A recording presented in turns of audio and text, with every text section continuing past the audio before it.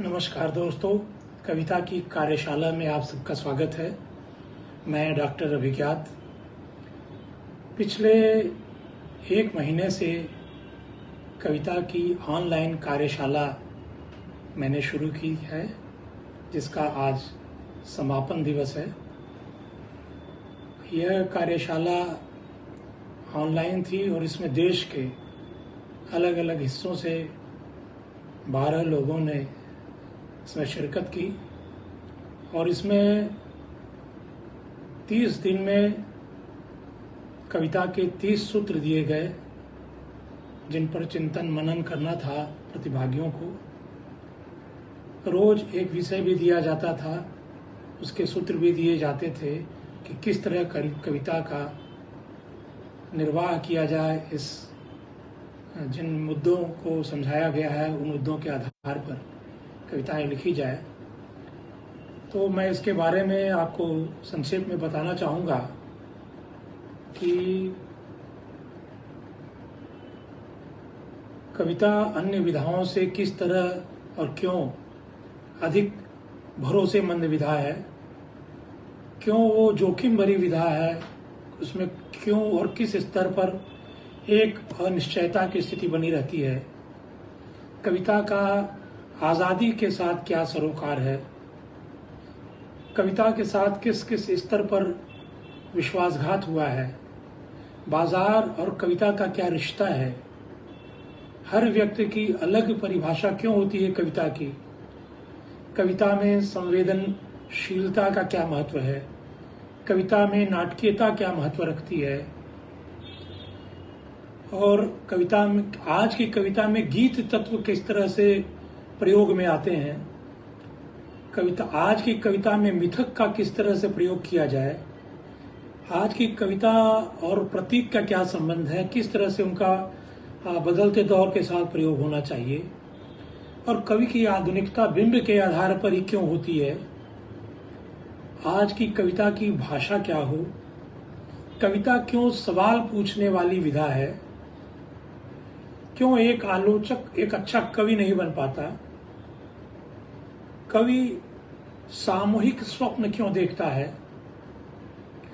धर्म और कविता में क्या रिश्ता है, और जीवन के उच्चतर मूल्य धर्म में नहीं बल्कि कविता में ही क्यों है, शब्दों के अर्थ में एक कवि कैसे वृद्धि करता है, सरोकार की व्यापकता कैसे कविता को व्यापक बनाती है, कौन से गुण हैं जो कवि को एक महत्वपूर्ण कवि के रूप में स्थापित करते हैं, भारतीय काव्य परंपरा में छंद मुक्त कविता के संकेत कैसे हैं, मुक्त काव्य और छंद काव्य का हिंदी में प्रयोग कब शुरू हुआ, तात्कालिकता से कविता में कैसे बचें और इसका इस्तेमाल किस तरह से किया जाए,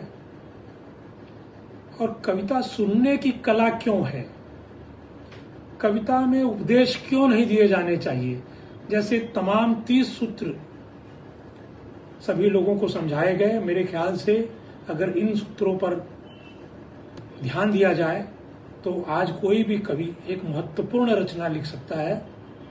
यह मैं मानता हूं कि प्रतिभा का काव्य लेखन में बहुत बड़ा योगदान होता है, लेकिन केवल योगदान से ही बात बहुत बनती नहीं है। बहुत सारे और गुणों की ओर ध्यान दिया जाना चाहिए, और केवल छंद से ही कविता नहीं बनती है। छंद से इतर भी बहुत सारी महत्वपूर्ण चीजें हैं। आपको ज्ञात ही होगा कि 1916 से 1936 के बीच जब छायावाद का दौर शुरू हुआ, तो मानते हैं कि आधुनिक कविता यानी खड़ी बोली की हिंदी की कविता की वह शुरुआत है छायावाद से। उसके पहले साहित्य में ब्रज भाषा का ज्यादा बोलबाला था। माना जाता था कि अगर कविता लिखनी है तो ब्रज भाषा में ही लिखी जाए। हालांकि उसके अपवाद तुलसीदास रहे, और उन्होंने अवधि में तो जिस रामचरितमानस की रचना की वह बहुत महत्वपूर्ण कृति मानी गई। तो इससे यह भी पता चलता है कि भाषाएं बहुत महत्वपूर्ण नहीं होती, जितना कि आपने उसमें दिया क्या है, आपने अपनी कविता में क्या कहा है, वह कथ्य महत्वपूर्ण बनाता है, वो बातें महत्वपूर्ण बनाती है।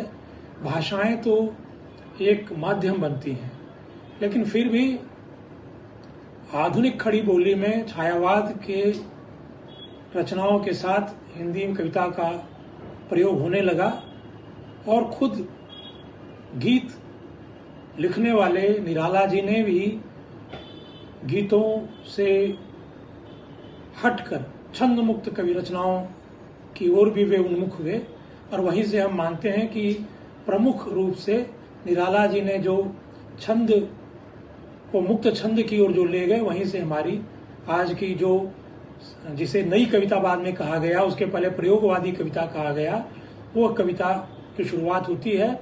और आज लगभग 70, 80, 90 साल बाद हम जिस विधा को कविता मानते हैं वह छंद मुक्त वाली कविता ही है, वह नई कविता ही है और सिर्फ कविता कहना ही उसके लिए पर्याप्त है।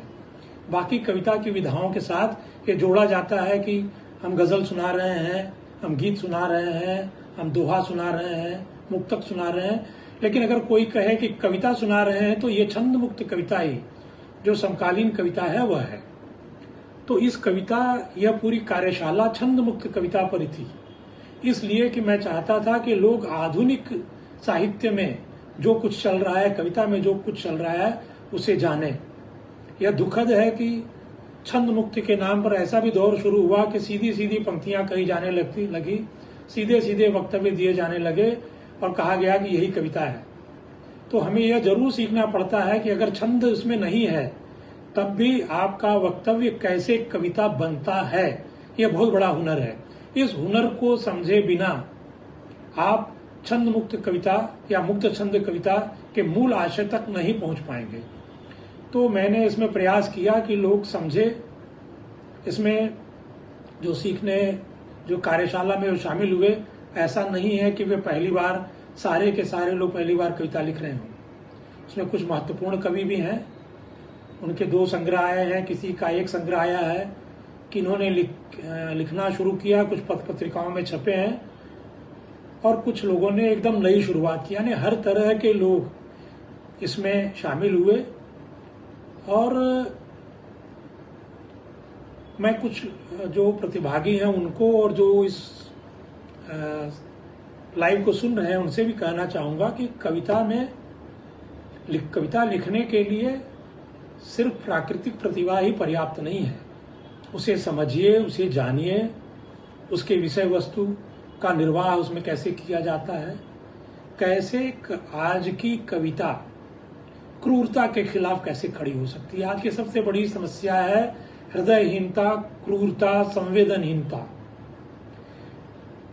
हमने पिछले दिनों केरल में एक गर्भस्थ हस्तिनी की हाथी की मौत की घटनाओं के बारे में अखबारों में पढ़ा। इसके पहले अमेरिका में एक अश्वेत नागरिक की जिस तरह से एक कैदी या अभियुक्त को पुलिस ने बर्बरतापूर्वक गला दबाकर मार दिया, ये ऐसी घटनाएं हैं जो हमारे समय के हिंसक दौर, हमारी क्रूरताओं की व्याख्या करती हैं। तो उन क्रूरताओं के खिलाफ कविता कैसे खड़ी हो सकती है, एक वातावरण, एक सहृदय वातावरण कैसे बना सकती है, एक संवेदनशील वातावरण कैसे बना सकती है, यह कविता से सीखने की जरूरत है। दोस्तों, आपने ऐसी बहुत सारी कविताएं सुनी होंगी, आपने पढ़ी होंगी और कविता का एक बहुत बड़ा ध्येय भी था कि आप शोषण के खिलाफ आवाज उठाइए, बगावत करिए। बहुत सारी कविताएं इस बात को उकसाने वाली कविताएं मानी गई कि वे लोगों को हथियार उठाने के लिए विवश करती हैं। तो मैं कहना चाहता हूं विनम्रता के साथ कि कविताओं में वह ताकत भी है कि लोगों के हाथ से हथियार छुड़वा दे। अभी तक कहा जाता रहा है कि जो जेल के अंदर कैदी हैं उन्हें अगर संगीत सुनाया जाए तो उससे उनके क्रोध पर काबू पाया जा सकता है, उनकी मनोस्थिति बदली जा सकती है। मैं कहना चाहूंगा कि जेलों में अगर संवेदनशील कविताओं के पाठ की भी व्यवस्था की जाए, उसके भी ऑडियो बजते रहें, तो भी उनकी मनोवृत्ति में बहुत ही सार्थक बदलाव हमें देखने को मिलेगा। कविता मनुष्य के चेतन और अवचेतन दोनों पर अपना नियंत्रण धीरे धीरे करती है और मनोमस्तिष्क की दिशा को बदलती है। बहुत सारे तनाव हमारी कविताओं से मुक्ति का मार्ग कविताओं में है। ये बहुत दुखद है कि हमारी जितनी श्रेष्ठ साहित्यिक कृतियां रही उन्हें धर्म से जोड़ दिया गया, जबकि हमारे ये तो मिथकीय चरित्रों को लेकर साहित्य की रचना सदैव से होती रही है। तो मिथकीय चरित्र को हम अगर अपने समकालीन बात को कहने के लिए किसी मिथकीय चरित्र का उदाहरण लेते हैं, उसकी कथा लेते हैं, तो इसका मतलब यह नहीं है कि वह साहित्य धार्मिक साहित्य हो गया।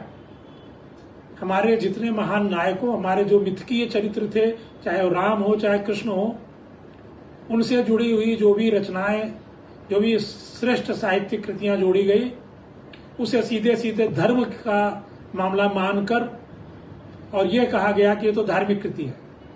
अर्थात कविता की जो ताकत है उसको आपने स्वीकार नहीं किया, आपने कहा तो धार्मिक कृति है। अभी कुछ दिन पहले एक लिखने पढ़ने वाले सज्जन हमसे कह रहे थे कि साहब मौलिकता क्या है, साहित्य में मौलिकता क्या चीज होती है? राम पर वाल्मीकि ने भी लिखा, राम पर तुलसीदास ने भी लिखा, तो तमाम लोग लिख रहे हैं, तो इसमें अपना क्या गढ़ा गया? तो मैं ये कहना चाहता हूं कि ये जो हमारे मिथकीय चरित्र हैं उसको कोई भी रचनाकार इसलिए नहीं लेता कि उसे किसी कहानी की जरूरत है। वह अपनी बात को कहने के लिए मिथकों से चरित्र को उठाता है, लेकिन उन मिथकों के जरिए वह अपनी बात कहता है। निराला ने भी राम के चरित्र के द्वारा अपनी बात कही, राम की शक्ति पूजा उनकी कविता है। तो इसका मतलब यह नहीं है कि हम अगर किसी मिथकीय चरित्र को उठाते हैं तो वह कृति धार्मिक कृति है और धार्मिक उपदेश देने के लिए वह लिखी गई है। नहीं, हम अपने मिथकीय चरित्र को उठाते हैं और अपने समकालीन जीवन की व्याख्या उसके माध्यम से करते हैं, उसके जरिए अपनी बात कहते हैं। लेकिन यह है कि हमारा जो भी श्रेष्ठ साहित्य है उसे केवल धार्मिक ग्रंथ कहकर उसको मतलब उसको उस रूप में न देखा जाए, क्योंकि फिर एक मिथकीय चरित्र जब वो साहित्य से बड़ा हो जाता है तब उस पर बहस करना भी मुश्किल है।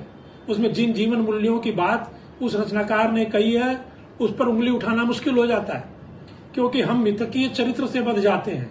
उस चरित्र के माध्यम से जो साहित्यकार ने कहा है वह बात गौण होती चली जाती है। अगर आप किसी मिथकीय चरित्र वाली रचना को धार्मिक कृति मान लेते हैं तो फिर उंगली उठाना मुश्किल है, फिर वो साहित्य की तरह से उस पर वाद विवाद संभव नहीं है, क्योंकि फिर उससे हमारी आस्थाएं जुड़ जाती हैं। हम मिथकीय चरित्र का इस्तेमाल अपने समकालीन समय को व्यक्त करने के लिए कहते हैं। कुछ विद्वान ये कहते हैं कि आज के समय में महाकाव्य रचे नहीं जा सकते, महाकाव्य लायक कुछ नहीं है। मैं कहना चाहूंगा कि आज भी अगर कोई लिखना चाहे तो राम और कृष्ण के चरित्र को लेकर और उस मिथक को लेकर फिर से आज के दौर की बातें कहे, और क्यों नहीं वो महाकाव्य फिर से बनेगा। हर दौर में वे ही मिथक हमारे समकालीन यथार्थ को व्यक्त करते हैं। वह पूरी आजादी एक लेखक लेता है और लिखता है। अभी अमीश त्रिपाठी अपने उपन्यासों में मिथकीय चरित्रों के साथ बहुत सारे प्रयोग कर रहे हैं। हालांकि वह काव्य नहीं है, वो उपन्यासों में प्रयोग कर रहे हैं, लेकिन काव्य में भी प्रयोग किए जा सकते हैं। हम उससे आंखें नहीं मूंद सकते और हमें हार मानने की जरूरत नहीं है। महाकाव्य हर दौर में लिखे जा सकते हैं और हर दौर में हमारे जो भी मिथकीय चरित्र हैं उनकी समकालीन जीवन को लेकर व्याख्या संभव है, बशर्ते हम उनको एक धार्मिक चरित्र के रूप में कीलित न कर दें। तो यह आज की कविता पर समझने के लिए बहुत सारे मुद्दे हैं। मैंने समझाया है कि मिथकीय चरित्र भी क्या होता है और आधुनिक तत्व। आपको मालूम होना चाहिए कि हमारे यहाँ जो भी अभी आधुनिक कविता के तत्व हैं वो हमारे देश में सृजित नहीं है। वो चाहे वो प्रतीकवाद हो, चाहे आधुनिकतम बिंब हो, ये सारे बाहर से। और ऐसा भी नहीं है कि दूसरे देशों में जिस समय वो साहित्यिक आंदोलन चल रहा है उसी समय हमारे देश में भी वो चालू हो गया हो। नहीं, छायावाद जिस समय दूसरे देशों में चला स्वच्छंदतावाद के रूप में वह बहुत सालों बाद 40-50 साल बाद भारत में छायावाद के रूप में आया। और मुक्त छंद की कविता जब हमारे देश में आई, जब निराला जी ने लिखी, उससे बहुत पहले से मुक्त छंद की कविता अमेरिका में लिखी जा रही थी 40-50 साल बाद। और निराला ने भी मुक्त छंद को उस स्तर पर इस्तेमाल नहीं किया। बहुत सारे छंद के को लेकर उनके पूर्वाग्रह बने रहे, वो आंतरिक छंद उसमें खोजते रहे। अज्ञेय जी ने पूरी तरह से उसको आत्मसात किया, पूरी तरह से इतने प्रयोग किए उसमें कि वह पूरी तरह से छंदों को तहस नहस करके और जीवन और बोध में उन्होंने छंद तलाशने का जो एक मार्ग प्रशस्त किया, वह नई कविता के रूप में अभिहित हुआ। और आज हम चाहें तो बिना छंद के भी एक अच्छी कविता लिख सकते हैं, यह बात समझने की जरूरत है। मैं छंदों का विरोधी नहीं हूं, मैंने स्वयं कई गीत लिखे हैं, लेकिन जब भी छंद की बात आती है तो लोग संस्कृत निष्ठ शब्दों की तरफ भाग जाते हैं, जीवन के आधुनिकतम मूल्यों की बात नहीं करते हैं, वे कृत्रिम मूल्य की तरफ चले जाते हैं, वे हमारे महाभारत और रामचरितमानस की तरफ देखने लगते हैं, वे आज के जीवन को, आज की भाषा को, आज के दर्द को क्यों नहीं व्यक्त करते हैं। जब भी साहित्यिक कृतियों में, उससे आगे तो हमारी फिल्मी लेखन है। अभी फिल्मी गीतों में बहुत सारी आधुनिकता के तत्व आ गए हैं, जो कि आज के आधुनिक गीतकारों में वो आधुनिक बातें नहीं आ पाई हैं। तो उसको समझने की जरूरत है कि छंद का अगर हम इस्तेमाल करते हैं तो भी आधुनिक जीवन बोध को व्यक्त करें, आज की भाषा में बोलें, जो भाषा सबको समझ में आती हो उस भाषा का प्रयोग करें। भाषा कविता में भाषा का गांभीर्य जरूरी नहीं है, गति होनी चाहिए, गत्यात्मकता होनी चाहिए, उसमें आज के जीवन की हलचल होनी चाहिए। गंभीर ढंग से हल्की बात कहने से अच्छा है कि हल्के फुल्के ढंग से आप जीवन की गंभीर बातों को कहें। अगर गंभीर बातों को भी आप सरल शब्दों में, ऐसे शब्दों में व्यक्त करें, आप रास्ता, कविता में जो रास्ता है वह विचार के द्वारा संवेदना तक नहीं जाता। जो लोग कविता में विचार के जरिए संवेदना तक पहुंचने जाते हैं, उनके लिए रास्ता कठिन है। मैं कहूंगा कि आप पहले दिल पर दस्तक दीजिए, दिल के रास्ते आप उसके मनोभूमि तक जाइए, उसके विचार तक जाइए, आपकी कविता लोगों के समझ में आ जाएगी और उन्हें परिवर्तित भी करेगी। एक अच्छा कवि होना एक अच्छा मनुष्य होने की अनिवार्य शर्त है। और जब एक कवि अच्छा मनुष्य होगा, वह जो कुछ लिखेगा वह पढ़कर एक मनुष्यता का नया मार्ग प्रशस्त होगा। इस तरह से कविता मनुष्य को बदलने में बहुत ही महत्वपूर्ण भूमिका निभा सकती है। और दोस्तों, मैं आपको बताना चाहूंगा कि आज के दौर में कविता का काम केवल हमारे दुखों और तकलीफों को व्यक्त करना ही नहीं है। केवल नकारात्मक बातों को ही कविता में मत दीजिए। केवल यह मत कहिए कि हमें यह तकलीफ है, वो तकलीफ है। यह मत कहिए कि मनुष्य तो पतित हो गया है, मनुष्य तो गिर गया है। तमाम चीजों के बावजूद आज मनुष्य में बहुत सारी ऐसी सार्थक चीजें बची हुई हैं जो आने वाले बेहतर भविष्य का संकेत देती हैं। हर समय कुछ न कुछ चीजें, कुछ न कुछ मूल्य बदलते हैं। बहुत सारे मूल्य प्रयोग में पड़े रहते हैं, कुछ प्रयोग विफल होते हैं, लेकिन मनुष्यता का निरंतर विकास हो रहा है और होगा। हमें यह मानकर चलना होगा, निराश होने की बहुत जरूरत नहीं है। और कविता को चाहिए, कवि को चाहिए कि मनुष्य के सकारात्मक पहलुओं की शिनाख्त करे, खोजे और उसे अपनी रचनाओं में दे, ताकि हताश और निराश मनुष्य कविता के जरिए अपनी खोए हुए विश्वास को फिर से प्राप्त करे, वह जीवन में सकारात्मकता की ओर बढ़े, अपने दुख दर्द से निजात पाने की कोशिश करे। केवल हिंसा, केवल विध्वंस नहीं, जीवन में बहुत सारी ऐसी छोटी छोटी हलचलें हैं जो हमें प्रेरित करती हैं, जो हमें जीने का उपदेश देती हैं, जो हमें जीने का बहाना देती हैं, जिनमें जीवन है, जिनमें संगीत है, जिसमें सकारात्मकता है। उन पहलुओं को खोजें, उसे सामने लाएं।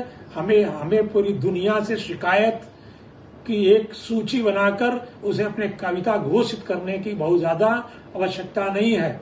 आप बेहद क्रांतिकारी माने जा सकते हैं, आप बगावती माने जा सकते हैं, आप विद्रोही माने जा सकते हैं, लेकिन आपको देखना होगा कि आप दुनिया को दे क्या रहे हैं।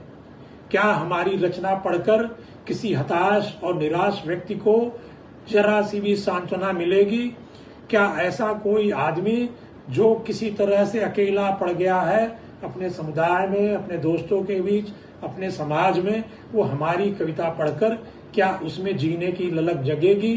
क्या हम किसी आत्महत्या के लिए प्रेरित हो रहे किसी व्यक्ति के, हताश हो चुके व्यक्ति को जीवन का कोई संदेश दे सकते हैं? तो आप दें, कविता आपसे यह मांगती है और यह आपको देना चाहिए।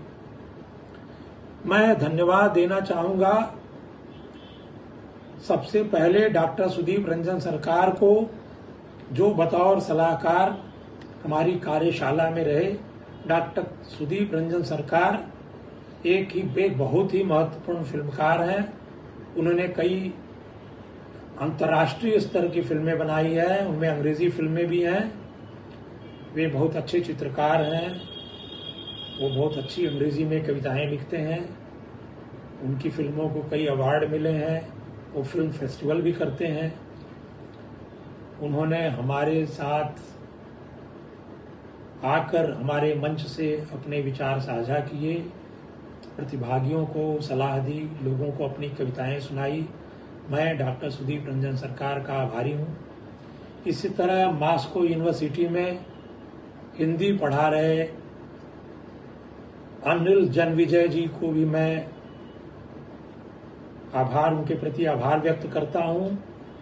वे सलाहकार के तौर पे जुड़े, उन्होंने कविताओं के बारे में बहुत सी अच्छी बातें बताई जो सभी रचनाकारों के लिए महत्वपूर्ण साबित होंगी।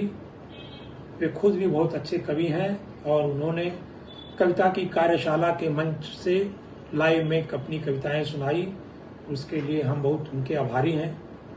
शारजाह में रहकर अभिव्यक्ति और अनुभूति नामक 2 इंटरनेट पत्रिकाओं का संपादन और संचालन करने वाली श्रीमती पूर्णिमा वर्मन जी का मैं आभारी हूँ। वो भी हमारे यहाँ सलाहकार के रूप में जुड़ी।